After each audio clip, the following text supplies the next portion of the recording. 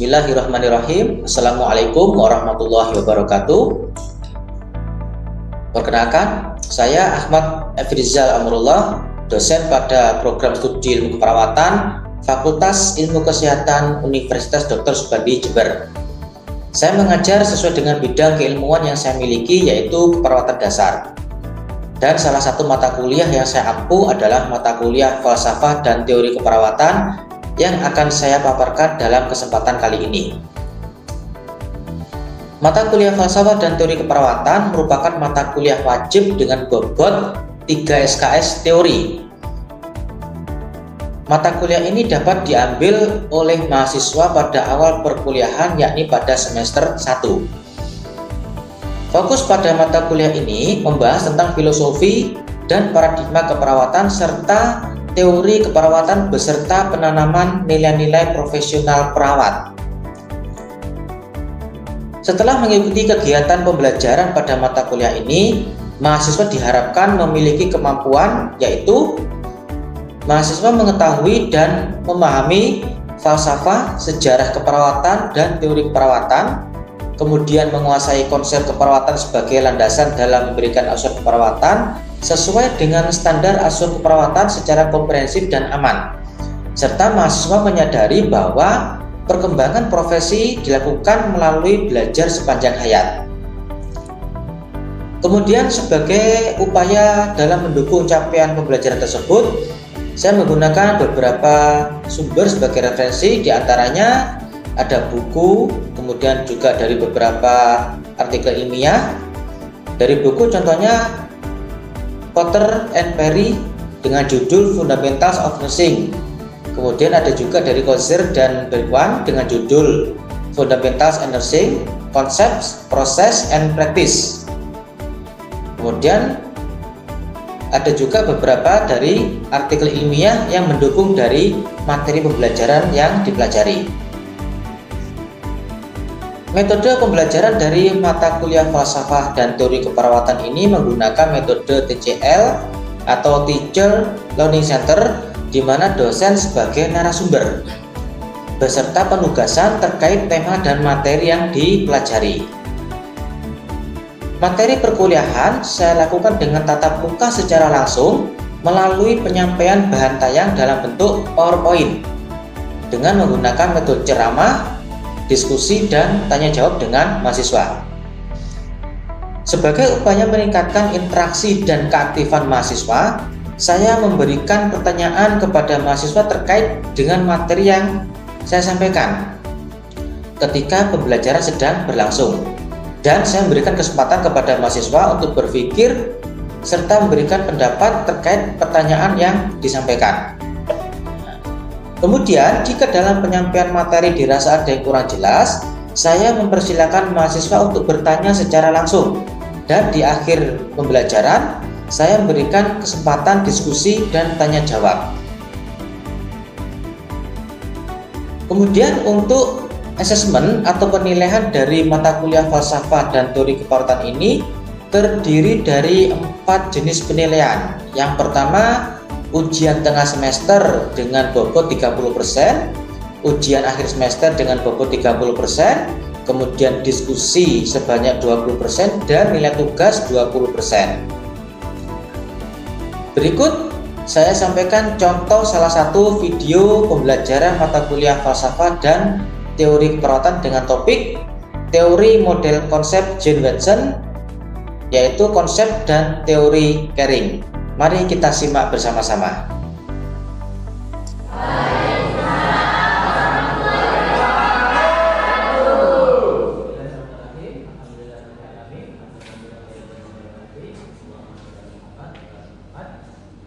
Baik, hari ini kita kuliah perdana. Sesuai dengan DRPS sudah kita sekarang dulu, jadi kita belajar teori model konsep. Sesuai dengan DRPS, jadi ada catatan pembelajaran. Yang pertama, mahasiswa mampu menjelaskan tentang definisi teori. Jadi karena teori sebagai basic dari filosofi mata kuliah perawatan, jadi kita harus paham apa yang disebut dengan teori. Kemudian mahasiswa mampu menjelaskan tentang komponen teori. Yang berikutnya, mahasiswa mampu menjelaskan tentang tujuan teori perawatan. Ya, karena kita pelajari dalam ilmu perawatan, maka kita harus mempelajari apa itu ilmu dan teori perawatan. Kemudian, mahasiswa mampu menjelaskan tentang tipe-tipe teori perawatan. Mungkin pada pertemuan yang berikutnya kita akan belajar tentang teori, kemudian teori dan sebagainya. Nah, apa yang disebut dengan teori? Anda bisa menjelaskan? Bisa katakan? Apa sih teori itu? Mungkin sudah pernah sering kita dengar. Teori. Sampai ada bahasa apa ini? Iklannya. Teori gitu ya. Apa teori? Nah, secara umum teori adalah sekumpulan konsep. Jadi kalau konsep apa? Pengetahuan. Meliputi definisi, ya, kemudian hubungannya, serta asumsi. Ya, teori mencerminkan suatu ilmu pengetahuan dan dia diambil dari fenomena yang ada. Jadi kalau pakar dahulu dia melihat suatu fenomena di masyarakat atau di lingkungannya, maka dia punya suatu teori. Kalau bahasa ini seperti hipotesa. Teori ini perlu dibuktikan kebenarannya. Kemudian kita juga belajar beberapa komponen teori. Yang pertama konsep, asumsi sudah kita jelaskan tadi, definisi dan fenomena. Ini 4 hal dasar yang meliputi sebuah teori. Sekarang apa yang dimaksud dengan teori keperawatan? Jadi teori keperawatan merupakan satu kesatuan konsep, definisi dan asumsi yang tersusun secara sistematis. Apa yang dipelajari? Fenomena yang terjadi di dalam dunia perawatan.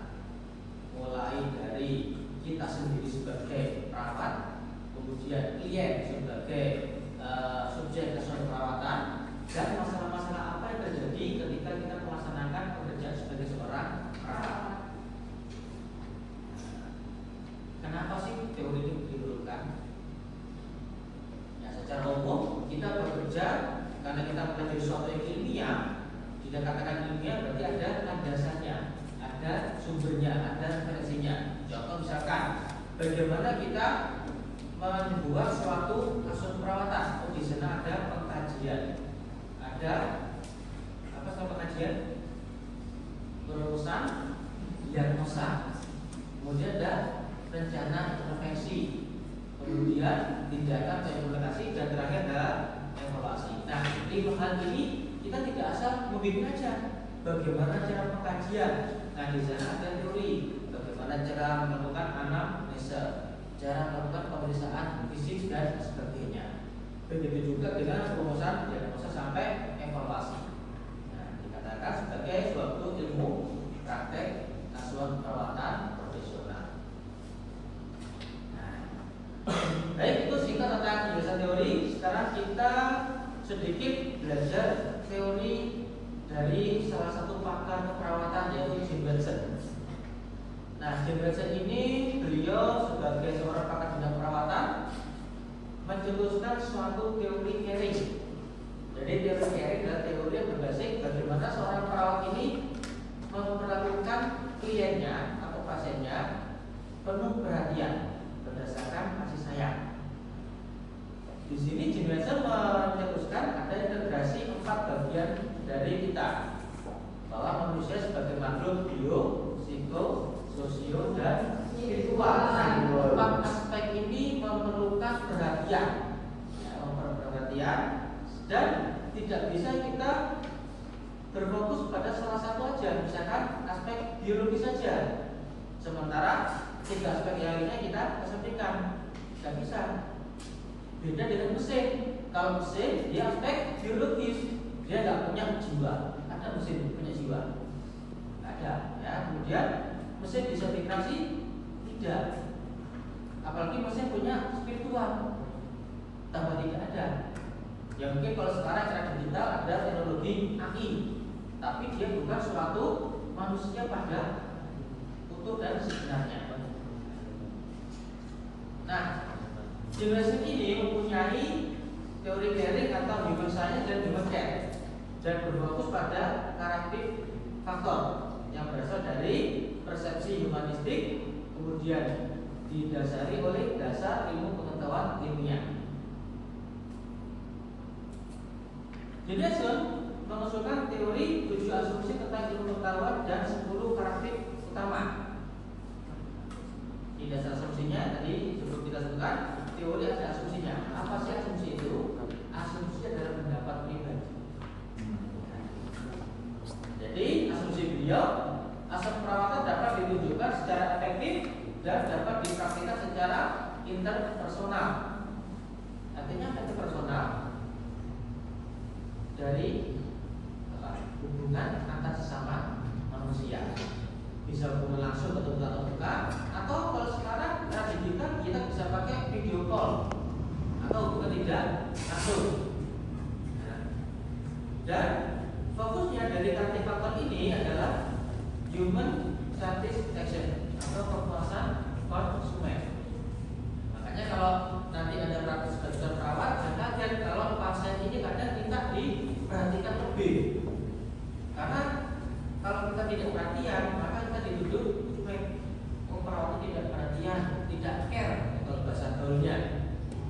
Padahal tadi teori dari Jim Lessing, teori caring, perawat tidak caring. Padahal kita perawat adalah manusia. Lebih kita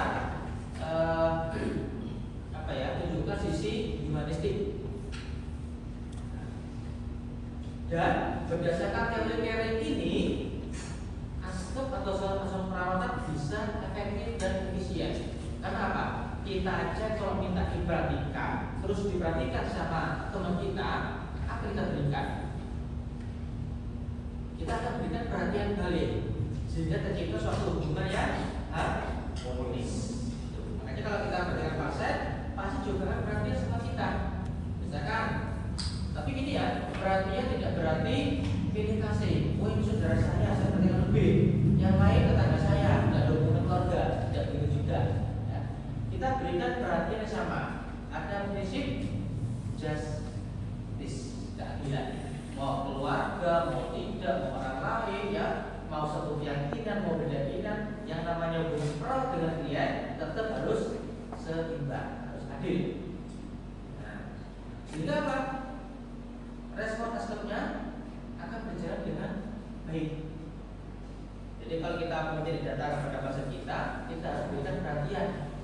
Jika kalau pasien ini harus diperhatikan, dia akan mengungkapkan semua yang dialami, bahkan tanpa kita minta. Nah, dari prinsip caring ini kita bisa menjalin hubungan saling percaya. Bisa dirasakan ya. Orang kalau udah nggak diperhatikan, bisa nggak percaya? Tidak. Nah, contoh aja misalkan kita di sama cewek atau cowok yang kita targetkan, kita nggak perhatian, dia mau nggak percaya sama kita? Tidak. Ya, begitu juga dengan pasien kita. Oke. Kemudian di sini juga kita perhatian tidak hanya kepada klien kita sebagai manusia, tapi harus perhatian kepada aspek lingkungan. Contoh misalkan lingkungan yang tenang itu dibutuhkan dalam proses penyembuhan penyakit suatu pasien. Bayangkan kalau sekarang lagi musimnya sound horror, tahu sound horror ya? Nah, kita kalau pasien kemudian ada sound horror lewat, pasiennya tenang nggak? Nggak tenang, meskipun dia juga pecinta sound horror. Coba kalau sakit, kasih sound horror, tambah pecah-pecah. Ya pasti ya. Jadi butuh lingkungan tenang. Makanya ada namanya apa ya? Ada terapi musik, ya, ada terapi healing, ada terapi dengan suara-suara alam. Itu merupakan suatu perhatian kepada lingkungan. Di suara air, ya, suara bulu-bulu itu membantu proses penyembuhan pasien. Nanti ada namanya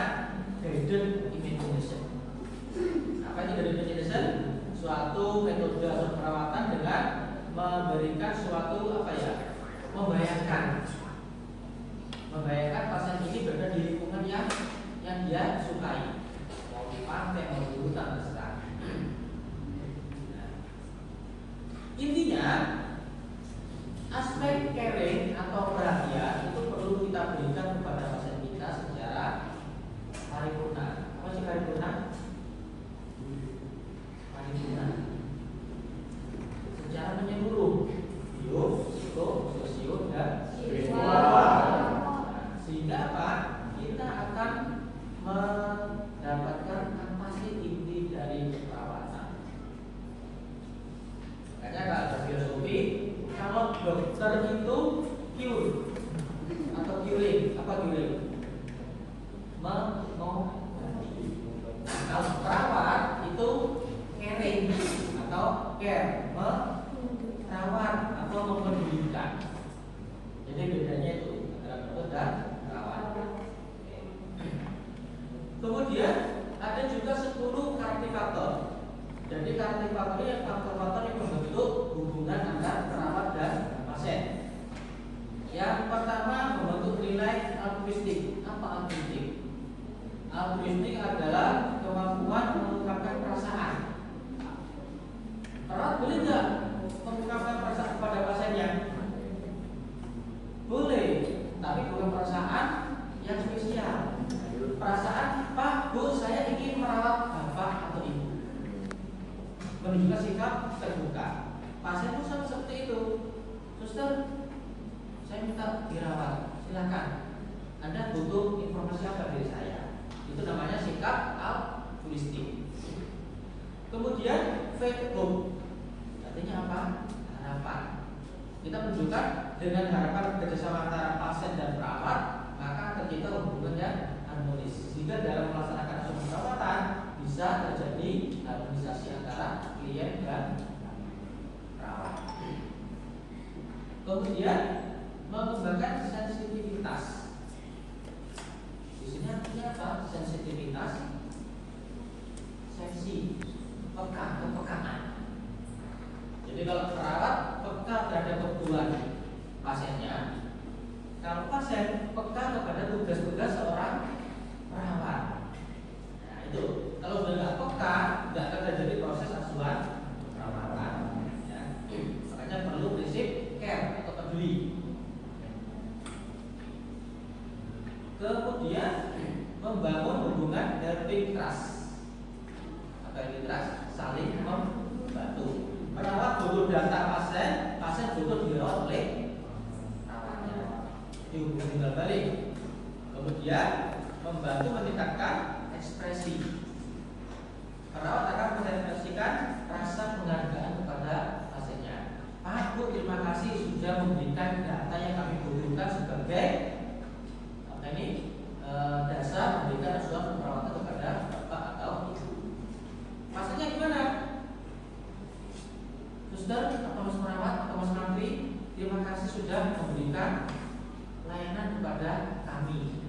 Jadi membantu mengembangkan perasaan. Kemudian membantu juga problem solving, artinya apa? Memecahkan permasalahan. Jadi perawat punya masalah, apa masalahnya perawat yang bekerja? Misalkan kalau Anda belajar di sini apa masalahnya?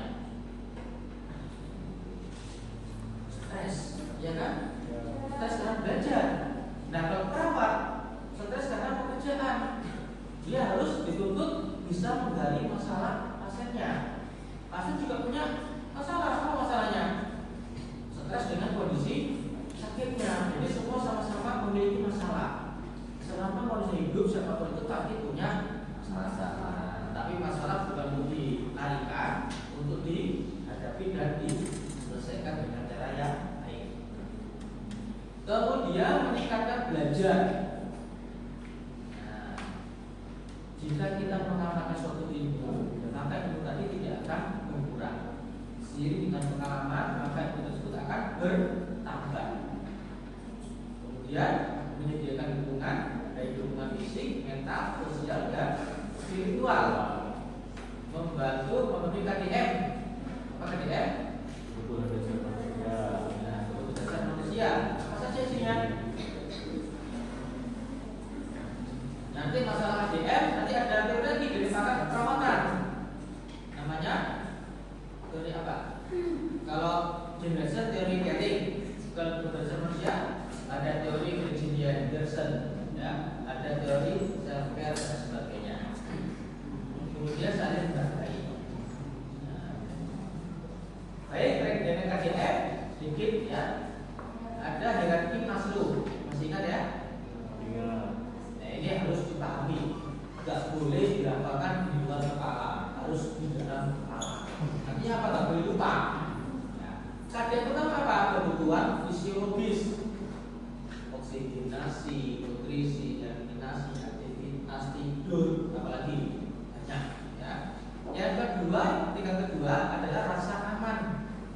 Jadi kita memberikan rasa aman kepada pasien kita ketika dalam perawatan.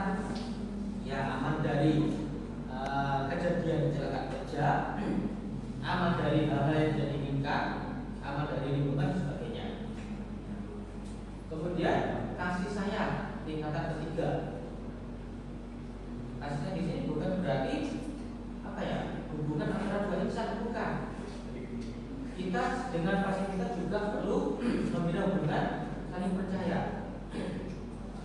Kita memerlukan sebuah kasih sayang ketika bekerja. Menikah lagi, harga diri, dan punyanya sebagai aktualisasi diri. Nah, ini segitiga Maslow yang harus kita camkan, kita ingat baik-baik ketika melaksanakan suatu perawatan.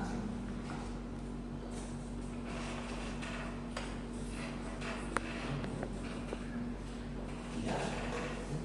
Jadi intinya teori caring ini ada 4 aspek. Yang pertama aspek bio, psiko, dan spiritual. Itu sosial spiritual. Itu adalah 4 aspek ketika kita memberikan suatu perawatan kepada pasien kita. Dikatakan sebagai, masih ingat? Apa? Asal perawatan adalah atau perawat itu sendiri adalah suatu ilmu dan seni yang dia bagian integral dari pelayanan kesehatan, meliputi aspek bio, psiko, sosio, dan spiritual. Yang mana salah satu teorinya bisa kita tentukan teori caring, kita bisa pakai. Untuk proses perawatan dari sudah kita sebutkan ya, mulai pengkajian kita menggali data selengkap mungkin, baik data subjektif maupun data objektif. Bisa mulai anamnesa maupun pemeriksaan fisik dan kerja. Yang kedua, diagnosa. Kita tidak akan bisa membuat diagnosa perawatan tanpa adanya data. Jangan sampai ada data siluman. Masalahnya ada, datanya nggak ada, goib. Berarti siluman namanya. Nah itu kalau masih tahap belajar biasa seperti itu terjadi. Nah, makanya seorang perawat perlu seorang pembimbing. Nah pembimbing juga harus care sama yang dibimbing. Nggak boleh nggak perhatian, nggak boleh cuek. Kemudian menentukan rencana intervensi dan implementasi serta evaluasi. Nah semua ini perlu dasar teori keperawatan. Salah satunya adalah teori caring dari Stevenson. Nanti ada banyak, ada berapa ya? Yang mungkin sekarang kita pelajari bisa 13 teori. Ada Orek, ada Alistair Roy, ada Roger Anderson, ada Florence dan sebagainya. Baik, itu yang bisa saya sampaikan. Tidak ada pertanyaan? Jelas ya? Ya. Nanti kalau ada pertanyaan bisa PBA. Baik, terima kasih atas perhatiannya. Semoga jadi bermanfaat dan bermanfaat. Saya ingin